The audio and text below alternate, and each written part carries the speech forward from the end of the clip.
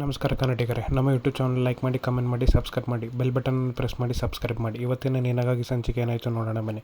ಜೀವ ಏನು ಮಾಡಬೇಕಂತ ಗೊತ್ತಾಗ್ದಲ್ಲೇ ನಿಂತಿರ್ಬೇಕಾದ್ರೆ ಕೃಷ್ಣ ನಂಗೆ ಹೊಟ್ಟೆ ಹಸಿದಿದೆ, ತಿಂಡಿ ತಿನ್ನಬೇಕು ಅಂತಾಳೆ. ಆಗ ರಚನಾ, ಕೃಷ್ಣ ನೀವು ತಿಂಡಿ ತಿನ್ನೋವರೆಗೂ ನಾನು ತಿನ್ನಲ್ಲ ಅಂತಿದ್ದಾಳೆ. ಅದಕ್ಕೆ ಕೃಷ್ಣ ಹೇಳ್ತಾಳೆ, ಬೇಬಿ ನೀನು ತಿಂಡಿ ತಿಂದರೆ ಶಕ್ತಿ ಬರುತ್ತೆ ಅಂತ ಹೇಳ್ತಾಳೆ. ಸರಿ ಅಂತ ಅವನು ತಿಂಡಿ ತಿನ್ನೋಕ್ಕೆ ಅಂತ ಕೂತ್ಕೋತಾನೆ. ಡೈನಿಂಗ್ ಟೇಬಲ್ ಇಬ್ಬರಿಗೂ ತಟ್ಟೆ ಹಾಕಿ ಚಿತ್ರಾನ್ನ ಹಾಕಿ ಕೊಡ್ತಾಳೆ ರಚನಾ. ಇಲ್ಲಿ ಜೀವ ಅವ್ರ ಮೀಸೆ ತಾತ ಆಗಿರ್ತಾರಲ್ಲ ಜಗದೀಶ್ ಹೇಳಿದ್ದನ್ನೇ ನೆನೆಸ್ಕೋತಾ ಇರ್ತಾನೆ. ನೀನು ಬೆಂಗಳೂರಿಗೆ ಬರ್ತಿಲ್ಲ, ಅವಾಗೆಲ್ಲ ವಿಷಯ ನಿಂಗೆ ಹೇಳ್ತೀನಿ ಅಂತ ಹೇಳಿ ಅಲ್ಲಿಂದ ಹೊರಟಿದ್ದು, ಹಾಗೆ ಅವ್ರನ್ನ ತಬ್ಕೊಂಡು ನೀನು ಚೆನ್ನಾಗಿರಬೇಕು ಜೀವನದಲ್ಲಿ ಅಂತ ಹೇಳ್ತಿದ್ದು, ಅವನು ಟಿ ವಿನಲ್ಲಿ ಅವ್ರು ಸತ್ತಿದ್ದಾರೆ ಅಂತ ಹೇಳಿದ್ದನ್ನು ಕೇಳಿಸ್ಕೊಂಡಿದ್ದು, ಇದನ್ನೆಲ್ಲ ಯೋಚನೆ ಮಾಡಿದಾಗ ಜೀವನಿಗೆ ಏನು ಮಾಡಬೇಕಂತ ಗೊತ್ತಾಗ್ದಲ್ಲೇ ತಾನಾಗೆ ಕಣ್ಣಲ್ಲಿ ನೀರು ಬರ್ತಾ ಇರುತ್ತೆ. ಕಣ್ಣೀರಿಗೆ ಏನು ಮಾಡಬೇಕು ಅಂತ ಗೊತ್ತಾಗ್ದಲ್ಲೇ ಅವನು ಹತಾಶನಾಗಿ ತಟ್ಟೆಲಿರೋ ತಿನ್ನೋನ್ನ ರಾಕ್ಷಸನ ಥರ ತಿನ್ನೋದಕ್ಕೆ ಶುರು ಮಾಡ್ತಾನೆ.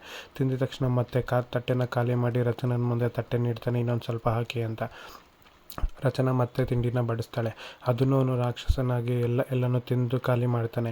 ಕೃಷ್ಣ, ಬಾಲ ಮತ್ತು ರಚನಾ ಮೂರು ಜನನು ಜೀವನ ತುಂಬ ವಿಚಿತ್ರವಾಗಿ ಯಾಕೆ ಹಿಂಗೆ ಆಡ್ತಿದ್ದಾರೆ ಅಂತ ನೋಡ್ತಾ ಹಾಗೆ ನಿಂತ್ಬಿಟ್ಟಿರ್ತಾರೆ. ಜೀವ ಮತ್ತೆ ತಟ್ಟೆ ಖಾಲಿ ಮಾಡಿ ಹಾಕಿ ಮತ್ತೆ ಅಂತ ಹೇಳಿ ತಟ್ಟೆನ ನೀಡ್ತಾನೆ. ರಚನಾ ಇರಬರೋದನ್ನ ಎಲ್ಲ ಚಿತ್ರಾನ್ನ ಜೀವಂಗೆ ಹಾಕ್ಬಿಡ್ತಾಳೆ ತಟ್ಟೆಗೆ. ಜೀವ ಅದನ್ನೆಲ್ಲನೂ ತಿಂದು ಮತ್ತೆ ತಟ್ಟೆನ ನೀಡ್ತಾನೆ. ಇದ್ಯಾಕೆ ಜೀವ ಹೀಗೆ ತಿಂತಾಯಿದ್ದೀರ ಅಂತ ರಚನಾ ಕೇಳಿದಾಗ ಕೃಷ್ಣ ಬೇಬಿನೇ ನೋಡ್ತಾ ಇರ್ತಾಳೆ. ಆಗ ಮತ್ತೆ ಹಾಕಿ ಅಂತ ಕೇಳಿದಾಗ ರಚನಾ, ಮಾಡಿದ್ದನ್ನೆಲ್ಲ ನಿಮಗೆ ಹಾಕಿದ್ದೀನಿ ಜೀವ, ನಿಮ್ಗೇನಾಗಿದೆ, ಎಲ್ಲನೂ ನೀವೇ ತಿಂದು ಖಾಲಿ ಮಾಡಿದ್ದೀರಾ ಅಂತ ಹೇಳ್ತಾಳೆ. ಅದಕ್ಕೆ ಜೀವ ಅಲ್ಲಿಂದ ಎದ್ದು ಏನು ಮಾತಾಡ್ದಲ್ಲೇ ಹೋಗಿ ಸೋಫಾ ಚೇರ್ ಮೇಲೆ ಕೂತ್ಬಿಡ್ತಾನೆ. ಅಲ್ಲೋಗಿ ಕೂತಾಗ ಕೃಷ್ಣ, ಬೇಬಿ ನಿಂಗೆ ಏನಾಯಿತು, ಯಾಕೆ ಹಿಂಗೆ ವಿಚಿತ್ರವಾಗಿ ಆಡ್ತಿದ್ಯಾ ಅಂತ ಹೇಳಿದಾಗ ಜೀವ ಕೃಷ್ಣನ ತಪ್ಪಿಕೊಂಡು ಅಳೋದಕ್ಕೆ ಶುರು ಮಾಡ್ತಾನೆ. ಅದನ್ನು ರಚನಾ ಮತ್ತು ಬಾಲ ಇಬ್ಬರೂ ನೋಡ್ತಾ ನಿಂತಿರ್ತಾರೆ. ಇಲ್ಲಿ ಜಗದೀಶನ್ ಎರಡನೇ ಹೆಂಡತಿ ಬಂದು, ನಿಮ್ಮಪ್ಪ ಹೋಗಿ ನಿಮ್ಮ ದೊಡ್ಡಮ್ಮನ ರೂಮ್ ಬಾಗಿಲು ತಟ್ತಾ ಇದ್ದಾರೆ, ಅವ್ರನ್ನೇನಾರು ಎಬ್ಬರಿಸಿದ್ರೆ ಆಮೇಲೆ ಎಲ್ಲ ಹಾಳಾಗುತ್ತೆ, ಅವಳನ್ನ ಸಮಾಧಾನ ಮಾಡೋದು ಕಷ್ಟ ಆಗುತ್ತೆ ಅಂತ ರಾಣಂಗೆ ಮತ್ತು ಕಪಿಲ್ಗೆ ಹೇಳ್ತಾಳೆ. ಅಲ್ಲಿ ರಾಣ ಅದಕ್ಕೆ ಇವ್ರು ಹೋಗಿ ಅವ್ರು ಏನಾರು ಎಬ್ಬರಿಸಿದ್ರೆ ತುಂಬ ಕಷ್ಟ ಆಗುತ್ತೆ ಅಂತ ರಾಣ ಹೇಳ್ತಾನೆ. ಅದಕ್ಕೆ ಅವರಪ್ಪ ಹೋಗಿ ಬಾಗಿಲು ಬಡಿತಾ, ಅದಕ್ಕೆ ನೀವು ಬಾಗಿಲು ತೆಗೀರಿ ಅಂತ ಬಾಗಿಲನ್ನು ಬಡಿತಿರ್ತಾನೆ.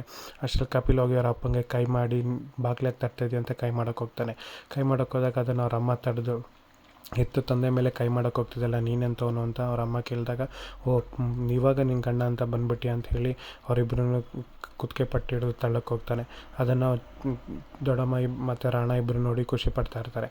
ಅವರಿಬ್ಬರು ಕೆಳಗೆ ಬಿದ್ದದನ್ನು ದೇವಿ ಅಂತ ಬಂದು ಇಬ್ಬರೂ ಮೇಲೆತ್ತಿ ನಿಂಗೆ ತಂದೆ ತಾಯಿಗೆ ಹಿಂಗೆ ಮಾಡ್ತಿದ್ದಲ್ಲ, ನಿಂಗೆ ಎಷ್ಟಿರಬೇಡ, ನೀನು ಹಿಂಗೆ ಮಾಡ್ತಿರೋದು ಸರಿನಾ ಹೇಳು, ಯಾಕೆ ಹಿಂಗೆ ವಿಚಿತ್ರವಾಗಿ ಆಡ್ಕೊತಿದ್ದೀರಾ, ರಾಣ ಏನಿದು ನೀನು ಹೀಗೆ ಮಾಡ್ತಿದ್ದಲ್ಲ ಅಣ್ಣ ಅಂತ ರಾಣಂಗೆ ಕೇಳ್ತಾಳೆ. ಆವಾಗ ದೇವಿಗೆ ಬೈಯೋಕೆ ಹೋಗಿದ್ದು ಕಪಿಲ್ಗೆ ರಾಣ, ಬೈಬೇಡ ಅವಳನ್ನ ಅಂತ ಹೇಳಿ ತಡೆದು ನಿಲ್ಲಿಸ್ತಾನೆ. ಆಗ ದೇವಿಗೆ ಏನು ಅಂತಲೇ ಸುಮ್ಮನಾಗ್ತಾನೆ. ದೇವಿ ಹೇಳ್ತಾಳೆ, ದೊಡ್ಡಪ್ಪ ಹೋಗಾಯಿತು, ನಾವು ಎಲ್ಲರೂ ಚೆನ್ನಾಗಿರ್ಬೇಕಂತವ್ರು ಅಪೇಕ್ಷೆಪಟ್ಟಿದ್ದು, ನಾವು ಹಿಂಗೆ ಕಿತ್ತಾಡಿ ಬೇರೆ ಆಗಬಾರ್ದು, ನಾವು ಕುಟುಂಬವಾಗಿರಬೇಕು ಅಂತ ದೇವಿ ಹೇಳ್ತಾಳೆ. ಅದಕ್ಕೆ ರಾಣ, ಹೌದು ದೇವಿ, ನನಗೂ ಅದೇ ಇಷ್ಟ, ಅದೇ ಲಾಯರ್ ಬರಲಿ ಅಂತ ಹೇಳ್ತಾನೆ. ಲಾಯರಾಗಿ ಬರಬೇಕು ಅಂತ ಆಗ ಚಿಕ್ಕಪ್ಪ ಹೇಳ್ತಾನೆ, ಲಾಯರ್ ಬರಲಿ ಅಂತ ಕೇಳ್ತಿದ್ದಾನೆ ಅಂತ ಹೇಳ್ತಾಳೆ. ಅದಕ್ಕೆ ಏನು ಚಿಕ್ಕಪ್ಪ ಇದಲ್ಲ ಲಾಯರ್ ಅಂತ ಕೇಳಿದಾಗ ರಾಣ ಹೇಳ್ತಿರೋದು ಅವರು ಕ್ಲೋಸ್ ಫ್ರೆಂಡಲ್ಲಿ, ಹಾಗಾಗಿ ಲಾಯರ್ ಬಂದು ಅವ್ರ ಅಂತಿಮ ದರ್ಶನ ಮಾಡಲಿ ಅನ್ನೋದಂತ ಅನಿಸುತ್ತೆ ಅಂತ ಹೇಳ್ತಾಳೆ. ಅದಕ್ಕೆ ಅವ್ರ ಅಮ್ಮ ಅದನ್ನು ನಗ್ತಾ ಇರ್ತಾಳೆ. ಅಲ್ಲಿಗೆ ಮನೆ ಕೆಲಸದವ್ರು ಬಂದು, ದೇವಿ ಮೇಡಮ್ ಅಲ್ಲಿ ಲಾಯರ್ ಬಂದಿದ್ದಾರೆ ಅಂತ ಹೇಳ್ತಾಳೆ. ಸರಿ ಅಂತ ಲಾಯರ್ ಬಂದಿದ್ದಾರೆ, ಸರಿ ಬನ್ನಿ ಎಲ್ಲರೂ ಹೋಗೋಣ ಅಂದಾಗ ಅವ್ರ ಚಿಕ್ಕಮ್ಮ ಹೇಳ್ತಾಳೆ, ನಿಮ್ಮ ದೊಡ್ಡಮ್ಮನ ಸಮಾಧಾನ ಮಾಡೋಕ್ಕೆ ನೀನೇ ಸರಿ, ನಿನ್ನ ಮಾತು ಬಿಟ್ಟು ಬೇರೆ ಯಾರ ಮಾತು ಅವ್ರು ಕೇಳಲ್ಲ, ನೀನು ಹೋಗೋರಿಗೆ ಸಮಾಧಾನ ಮಾಡು ಅಂತ ಹೇಳಿ ಅವ್ರ ರೂಮ್ ಒಳಗಡೆ ಕಳಿಸ್ತಾಳೆ. ಬಾಗಿಲು ತಟ್ಟಿದಾಗ ಅವ್ರ ದೊಡ್ಡಮ್ಮ ಬಾಗಿಲು ತೆಗಿತಾಳೆ. ಅವಳು ಒಳಗೆ ಹೋದ್ಮೇಲೆ ಎಲ್ಲರೂ ಅವಳನ್ನೇ ನೋಡ್ತಿರ್ತಾರೆ, ಅವಳು ಒಳಗೆ ಹೋಗಿದ್ದನ್ನು. ಇಲ್ಲಿ ರಚನಾ ಬಂದು ಬಾಲನ ಕೇಳ್ತಾಳೆ, ಯಾಕೆ ಜೀವ ಈ ಥರ ವಿಚಿತ್ರವಾಗಿ ಆಡ್ತಿದ್ದಾರೆ, ಅವ್ರಿಗೇನಾಗಿದೆ ಅಂತ ಕೇಳಿದಾಗ ಬಾಲ ಹೇಳ್ತಾನೆ, ಇದು ಸೂಕ್ಷ್ಮತೆ, ಅವನು ಮಾಧುರ್ಯನ ಕಳ್ಕೊಂಡಾಗಿಂದ ಅವನಿಗೆ ಸಾವಿನ ಮೇಲೆ ಅಷ್ಟು ಭಯ ಇದೆ, ಇಲ್ಲ ಇದು ಬೇರೆ ಥರನೇ ಅವ್ರು ಆಡ್ತಿದ್ದಾರೆ, ಇದು ಇದಕ್ಕೂ ಸಂಬಂಧ ಇಲ್ಲ ಅಂತ ರಚನೆ ಹೇಳಿದಾಗ, ಇಲ್ಲ ನಿಮಗೆ ಗೊತ್ತಿಲ್ಲ, ಅವ್ನು ಮಾಧುರ್ಯನ ಕಳ್ಕೊಂಡಾಗಿಂದ ತುಂಬ ಸೂಕ್ಷ್ಮವಾಗಿದ್ದಾನೆ, ಹಾಗಾಗಿ ಅವನಿಗೆ ಸಾವಂದರೆ ಅಷ್ಟು ಭಯ, ಅದಕ್ಕೆ ಅವನಷ್ಟು ಮೌನವಾಗಿರೋದು, ಎಲ್ರಿಗೂ ಸಹಜವಾಗಿರೋಂಥದ್ದೇ ಭಯ ಅಲ್ವಾ, ಒಂದಾದಾಗ ಇನ್ನೊಂದಾದಾಗ ಅವ್ನು ತುಂಬ ಅವನ್ನ ಹಚ್ಕೊಂಡಿದ್ದ, ಹಾಗಾಗಿ ಅವ್ನು ಹಿಂಗೆ ಆಡ್ತಿದ್ದಾನೆ ಅಂತ ಬಾಲ ಹೇಳ್ತಾನೆ. ಇಲ್ಲಿ ಲಾಯರ್ ಹೂನಾರ ತೊಗೊಂಬಂದು ಅವ್ನ ಫ್ರೆಂಡ್ಗೆ ಹೂನಾರ ಹಾಕೋಕ್ಕೆ ಅಂತ ಬಂದಿರ್ತಾನೆ. ಅಲ್ಲಿಗೆ ಕಪಿಲ್ ಮನೆಯವರೆಲ್ಲರೂ ಬಂದು ಆಚೆ ನಿಂತ್ಕೋತಾರೆ. ಆಗ ಅವ್ನ ಫ್ರೆಂಡ್ ಹೇಳ್ತಾನೆ, ಎಲ್ಲ ಕಷ್ಟ ಸುಖಗಳು ನಾನು ನಿನ್ನ ಜೊತೆ ಇದ್ದೆ, ನಾನು ಬಿಟ್ಟು ನೀನು ಇಷ್ಟು ಬೇಗ ಹೋಗ್ಬಿಟ್ಟಿಲ್ಲ ಜಗದೀಶ, ನೀನು ಮಾಡಿದ್ದು ಸರಿನಾ ಅಂತೇಳಿ ತುಂಬ ಅಳ್ತಾ ಅವನಿಗೆ ಹೂನಾರ ಹಾಕಿ ಕೊನೆಯ ನಮನನ ಸಲ್ಲಿಸ್ತಾರೆ ಲಾಯರ್ ಹಾರ ಹಾಕಿದ ತಕ್ಷಣ ಅಲ್ಲಿಗೆ ರಾಣ ಬಂದು ಎಲ್ಲ ತಪ್ಕೊಂಡು ನೋಡಿ ಅಂಕಲ್ ಅಪ್ಪ ಹೋಗ್ಬಿಟ್ರು, ಅಪ್ಪ ಇಷ್ಟು ಬೇಗ ಹೋಗ್ತಾರೆ ಅಂತ ಗೊತ್ತಿರಲಿಲ್ಲ ಅಂತ ಅಳೋದಕ್ಕೆ ಶುರು ಮಾಡ್ತಾನೆ. ಲಾಯರ್ಗೆ ಗೊತ್ತಾಗತ್ತೆ ಇವನು ಆಡ್ತಿರೋದು ನಾಟಕ ಅಂತ. ಅದಕ್ಕೆ ಲಾಯರ್ ರಾಣಂಗೆ ಹೇಳ್ತಾನೆ, ನಾನು ನಿನ್ನ ಹತ್ರ ಸ್ವಲ್ಪ ಪರ್ಸ್ನಲಾಗಿ ಮಾತಾಡಬೇಕು, ಸೈಡಿಗೆ ಬನ್ನಿ ಅಂತ ಹೇಳಿ ಕರ್ಕೊಂಡು ಹೋಗ್ತಾನೆ. ಎಲ್ಲರೂ ಮನೆಯೊಳಗೆ ಕರ್ಕೊಂಡೋಗಿ ಲಾಯರ್ ಹೇಳೋಕ್ಕೂ ಪೇಪರ್ನ ತೆಗಿತಾನೆ. ಆ ಪೇಪರ್ ರಾಣ ಹೇಳ್ತಾನೆ, ಇದೇನು ಅಂಕಲ್ ನೀವು ಇಂಥ ಟೈಮಲ್ಲಿ ವಿಲ್ನೆಲ್ಲ ತೆಗಿತಿದ್ದೀರಾ, ಇದನ್ನೆಲ್ಲ ತೆಗಿಯೋಂಥ ಸಮಯ ಅಲ್ಲ, ಕರ್ತವ್ಯ ಇರಬೇಕಾದ್ರೆ ಇಷ್ಟು ಮಟ್ಟಿಗಲ್ಲ ಅಂದಾಗ ಇದು ವಿಲ್ಲಲ್ಲ, ವಿಲ್ ಓದೋಕ್ಕಿನ್ನ ಟೈಮ್ ಇದೆ. ಅದು ಇದು ಜಗದೀಶ ಬರೆದಿರೋಂಥ ಲೆಟರ್. ಈ ಲೆಟರಲ್ಲಿ ಅವ್ನು ಅಂತ್ಯಕ್ರಿಯೆ ಹೇಗಾಗಬೇಕು, ಏನಾಗಬೇಕು, ಯಾಕೆ ಕಮರದಲ್ಲಿ ಆಗಬೇಕು ಅನ್ನೋದನ್ನು ಬರೆದಿದ್ದಾನೆ. ಇದನ್ನು ಓದ್ತೀನಿ ಅಂತ ಹೇಳಿದಾಗ ದೇವಿನ ಬಂದ್ಮೇಲೆ ಅವಳ ಮುಂದೆ ಓದಿ ಅಂತ ಹೇಳ್ತಾನೆ. ಅಷ್ಟರಲ್ಲಿ ಇಲ್ಲಿ ಜೀವ ಅವನಿಗೆ ಬೇಜಾರಾಗಿರೋ ಕಾರಣಕ್ಕೆ ಕೃಷ್ಣನ ತೊಡೆ ಮೇಲೆ ಮಲ್ಕೊಂಡು ಅವನು ಹಾಡು ಕೇಳ್ತಾ ಇರ್ತಾನೆ. ಹಾಗಾದ್ರೆ ಕೃಷ್ಣ ಜೀವಂಗೆ ಮಲ್ಲಗಮ್ಮ ಅಂತ ಹೇಳೋ ಅಂತ ಕೃಷ್ಣನ ಹಾಡನ್ನ ಹಾಡ್ತಾ ಇರ್ತಾಳೆ. ಅವರಮ್ಮ ಯಾವಾಗಲೂ ಅವಳಿಗೆ ಆಡ್ತಾಯಿದ್ದ ಹಾಡನ್ನು ಇವತ್ತು ಜೀವಂಗೆ ಹಾಡ್ತಾ ಇರ್ತಾಳೆ. ಜೀವ ಯೋಚನೆ ಮಾಡ್ತಾ ಕಣ್ಣಲ್ಲಿ ನೀರಾಗ್ತಾ ಹಾಗೆ ಕೃಷ್ಣನ ತೊಡೆ ಮೇಲೆ ಮಲಗಿರ್ತಾಳೆ. ಕೃಷ್ಣ ಹೇಳ್ತಾಳೆ, ಬೇಬಿ ನೀನು ಹಿಂಗಿದ್ರೆ ನಂಗೆ ತುಂಬ ಭಯ ಆಗುತ್ತೆ, ಯಾಕೆ ನೀನು ಹಿಂಗಿದೆಯಾ ಅಂತ ಕೇಳಿದಾಗ ಅಲ್ಲಿಗೆ ರಚನಾ ಬರ್ತಾಳೆ.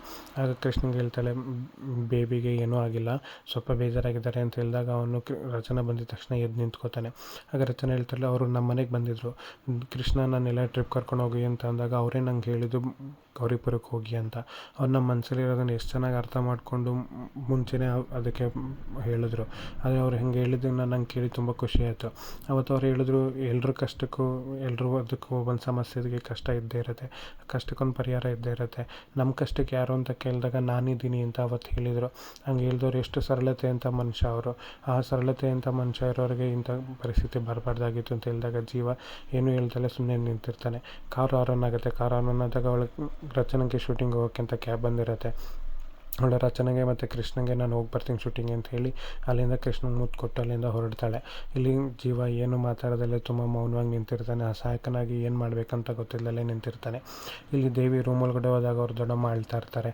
ತುಂಬ ಅಳೋದನ್ನು ನೋಡಿ ದೇವಿಗೂ ಸಹಿಸ್ಕೊಳ್ಳೋದಕ್ಕಾಗಲ್ಲ. ಅಲ್ಲಿ ಅವರಮ್ಮ ಯಾರು ಅನ್ನೋದನ್ನು, ಅವ್ರ ದೊಡ್ಡಮ್ಮ ಯಾರು ಅನ್ನೋದನ್ನು ಅನಾವರಣ ಮಾಡ್ದಲೇ ಬರೀ ಕೈ ಮತ್ತು ಅವ್ರ ಹಿಂದೆ ಕೂತಿರೋದನ್ನು ಮಾತ್ರ ತೋರಿಸ್ತಾರೆ.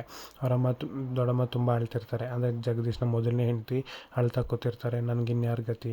ದೇವಿ ಅಲ್ಲಿಗೆ ಬಂದಾಗ ದೊಡ್ಡಮ್ಮ ಅಳ್ಬೇಡಿ, ಸಮಾಧಾನ ಮಾಡ್ಕೊಳ್ಳಿ ಅಂತ ಹೇಳಿದಾಗ ಅಲ್ಲಿ ದೇವಿ ನನಗೆ ಇನ್ಯಾರ ಗತಿ, ನಿಮ್ಮ ದೊಡ್ಡಪ್ಪ ಹೋಗ್ಬಿಟ್ರಲ್ಲ, ನಾನು ಯಾರು ನೋಡ್ಕೋತಾರೆ ಅಂತ ಹೇಳಿದಾಗ ಅವಳು ತುಂಬ ಅಳೋದಕ್ಕೆ ಶುರು ಮಾಡ್ತಾಳೆ.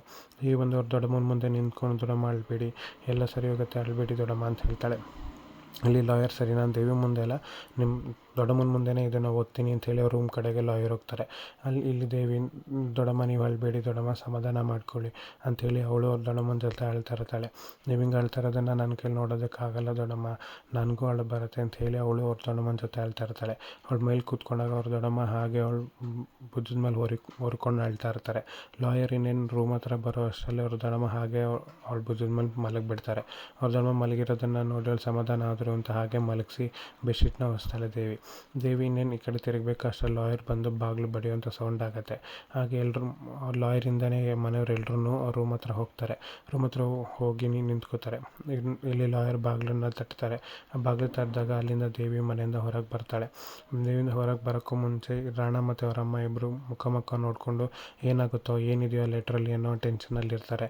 ಇಲ್ಲಿ ಲಾಯರ್ ಬಾಗಿಲು ತೆಗೆಯಂತ ಹೇಳಿದಾಗ ದೇವಿ ರೂಮಿಂದ ಹೊರಗೆ ಬಂದು ಬಾಗಿಲಾಕ್ತಾಳೆ. ಬಾಗಿಲಾಕ್ಕೊಂಡು ಈಗ ತಾನೇ ದೊಡ್ಡಮ್ಮ ಸಮಾಧಾನವಾಗಿ ಮಲಗಿದ್ದಾರೆ, ಮತ್ತು ಅವ್ರನ್ನ ಎಬ್ಬರಿಸೋದು ತುಂಬ ಕಷ್ಟ ಆಗುತ್ತೆ, ಅವ್ರನ್ನ ಸಮಾಧಾನ ಮಾಡೋದಕ್ಕಾಗಲ್ಲ ಅಂಕಲ್, ಈ ಟೈಮಲ್ಲಿ ಅವ್ರ ಹತ್ರ ಏನು ಮಾತಾಡೋದು ಬೇಡ ಅಂತ ಹೇಳ್ತಾಳೆ.